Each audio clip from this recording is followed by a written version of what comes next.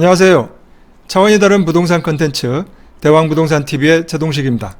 이번 영상의 주제는 임대차 계약에서 계약갱신과 묵시적 갱신입니다.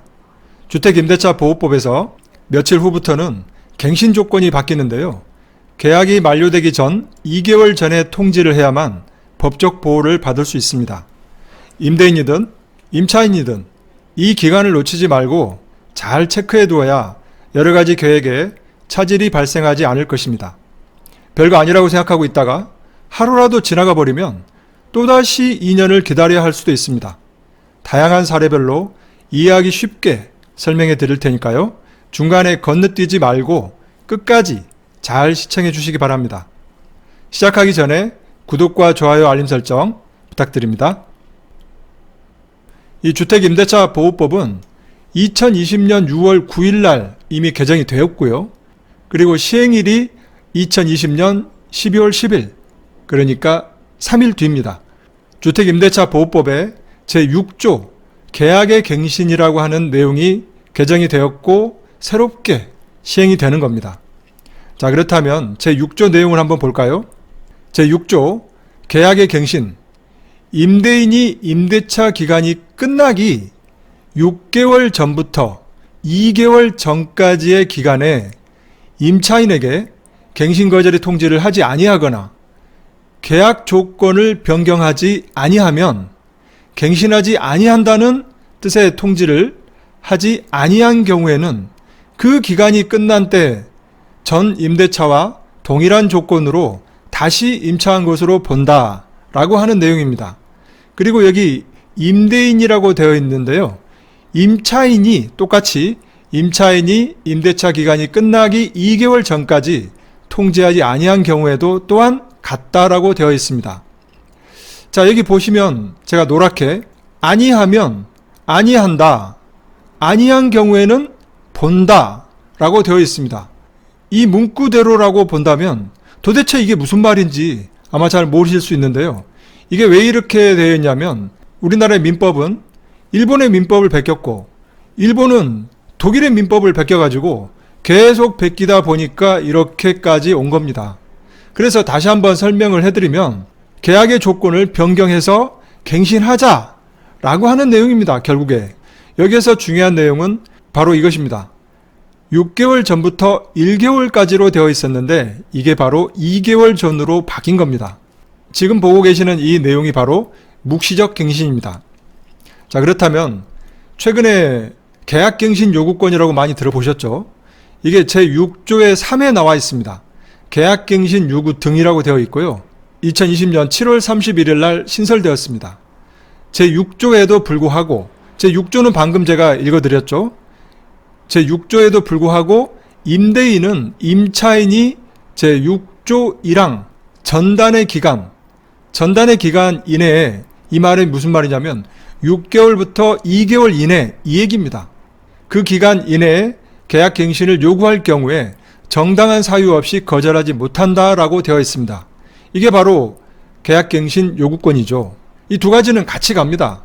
묵시적 갱신이나 계약갱신 요구권이나 같은 기간입니다. 6개월에서 2개월 전까지요. 자, 그렇다면 Q&A 방식으로 하나하나 한번 살펴보면요. 이번에 바뀌는 핵심 내용은 무엇인가? 바로 이겁니다. 계약갱신 요구권을 행사할 수 있는 기간과 묵시적 갱신이 되는 시점이 달라진다 이 얘기입니다. 여태까지는 12월 10일 이전에 맺은 전월세 계약이라면 6개월에서 1개월 전까지 의사표시를 하면 되고요. 12월 10일 이후에 처음 맺거나 갱신한 계약이면 6개월에서 2개월 전에 갱신의 의사표시를 해야 한다 이 얘기입니다. 그래서 12월 10일 이전에 계약을 했는지 12월 10일 이후에 계약을 했는지에 따라서 갱신 요구의 기간이 달라지는 거죠. 두 번째 내용입니다.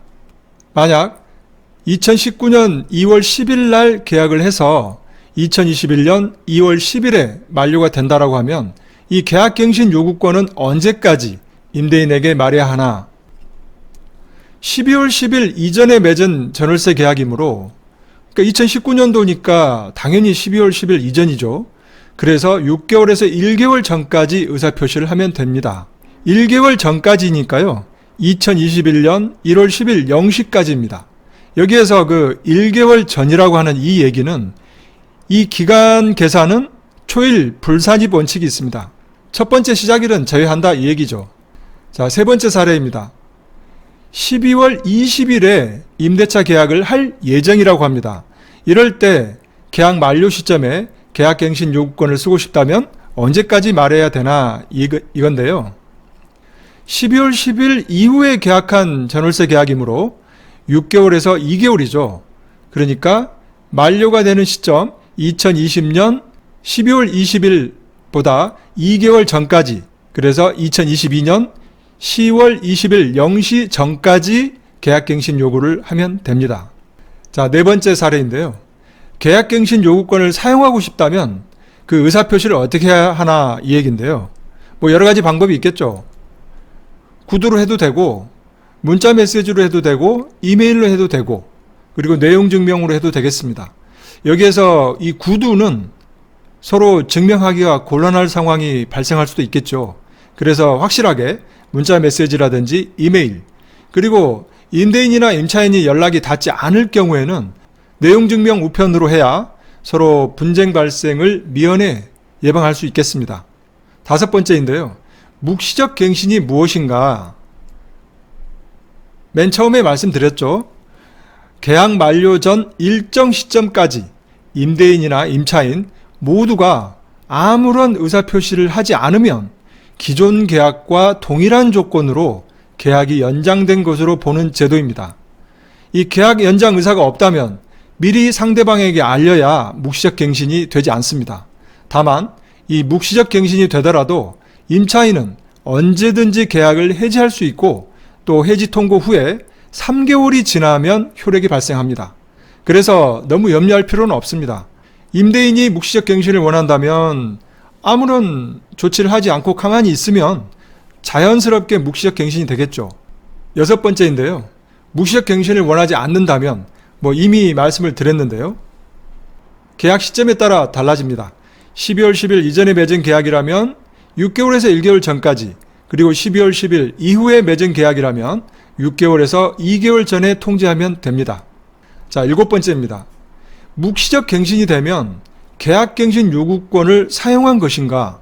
이 두 가지가 같이 겹치고 있는 거죠. 이럴 때는 과연 어떻게 될까요? 이렇게 됩니다. 묵시적 갱신이 됐다고 해서 계약갱신 요구권을 사용한 것이 아닙니다. 이 계약갱신 요구권 행사는 이 해당 권리를 행사한다라고 하는 명확한 의사표시를 한 경우에만 인정이 됩니다.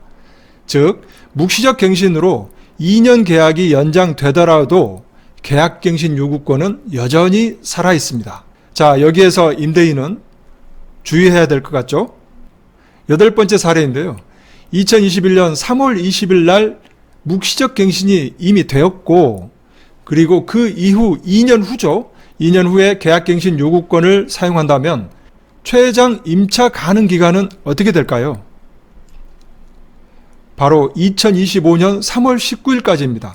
2021년 3월 20일 날 묵시적 갱신이 돼버리면 2025년 3월 19일까지 임차인은 살 수 있는 거죠. 특별한 사유가 없다면요. 이 묵시적 갱신으로 2년 계약이 연장이 되었다라고 하면 2023년 3월 20일이죠. 거기에 또 한 번 계약갱신 요구권을 사용한다면 2025년 3월 19일까지 임차인은 살 수가 있는 겁니다. 묵시적 갱신일로부터 무려 4년입니다. 처음 계약일로부터 보면 무려 6년인 셈인 거죠. 임차인 입장에서는 2년에 한 번씩 5% 인상 정도만 해주고 6년 동안 살 수 있다라고 하는 아주 큰 장점이 있는 겁니다. 하지만 임대인 입장에서는 6년 동안 5%, 그러니까 10% 정도밖에 보증금을 올릴 수 없는 상황이 됩니다. 최근에 전세 가격이 하늘 높은 줄 모르고 치솟고 있죠. 이 전세 대란, 전세가 폭등, 이런 말로 대신할 수 있는데요. 서울의 11월 30일 기준 전세 가격 동향입니다. 이 KB부동산 리브원 자료를 참고했고요. 이 전세 가격 지수는 이 빨간 선입니다. 111.4입니다. 그리고 변동률은 0.45% 정도 되는데요. 평상시에는 0.1% 정도가 변동률이었고 전세 가격 지수도 이 100을 기준으로 100보다 아래에 있으면 전세 가격이 안정되어 있는 거고 100보다 위에 있다면 전세 가격이 매우 불안한 상황입니다. 자, 수도권도 한번 볼까요? 서울, 인천, 경기입니다. 이 세 군데를 다 합한 건데요. 전세 가격 지수는 서울과 크게 다를 바가 없습니다. 108.9, 변동률도 0.41%로 거의 비슷합니다. 매우 불안한 상황입니다. 서울과 수도권 모두 다요. 다음은 전세시장 동향입니다. 지난 한 주의 서울과 수도권의 전세시장 동향인데요. 서울의 전세 수급 지수는 189, 전세 거래 지수는 18입니다. 이 전세 수급 지수가 100을 넘고 200에 가까이 와 있는 상황이고 전세 거래 지수는 100보다 한참 아래에 있는 18에 와 있습니다. 전세 수요는 많고 전세 공급 물량은 없고 실제 전세 거래는 거의 씨가 말라 있는 그런 상황이라고 볼 수 있겠습니다. 수도권도 마찬가지 전세 수급 지수 189, 전세 거래 지수 19로 서울과 똑같습니다. 월간 가격 동향인데요. 서울은 전세 가격 지수가 110.2, 전세 가격 변동률은 2.77%이고요. 수도권은 전세 가격 지수 108, 전세 변동률은 2.4%입니다. 이 그래프에서 보면 알 수 있듯이 주식에서 말하면 장대 양봉이죠. 변동률이 이렇게 크게 올라가고 있습니다. 평상시에는 0.5% 미만이었죠. 그런데 7월부터 1% 이상 급상승하고 있습니다. 언제까지 계속 이런 상황이 계속될지 매우 불안한 시장입니다. 지금까지 주택임대차보호법상 계약갱신과 묵시적 갱신 변경사항에 대하여 법률 조항과 사례별 Q&A 8가지 그리고 최근 전세시장 동향에 대하여 설명드렸습니다. 현장에 있는 저로서는 무섭게 오르고 있는 전월세 가격을 보면서 세입자분들의 고통이 얼마나 클지 생각해보면 안타까운 마음뿐입니다. 무주택자분들은 폭락론자들의 말에 귀 기울이지 마시고 당장 내 집 마련을 위한 계획을 세우시기 바랍니다. 많은 도움이 되셨다면 구독과 좋아요 버튼 꼭 눌러주시고요. 더 좋은 콘텐츠를 올리는데 큰 힘이 되겠습니다. 감사합니다.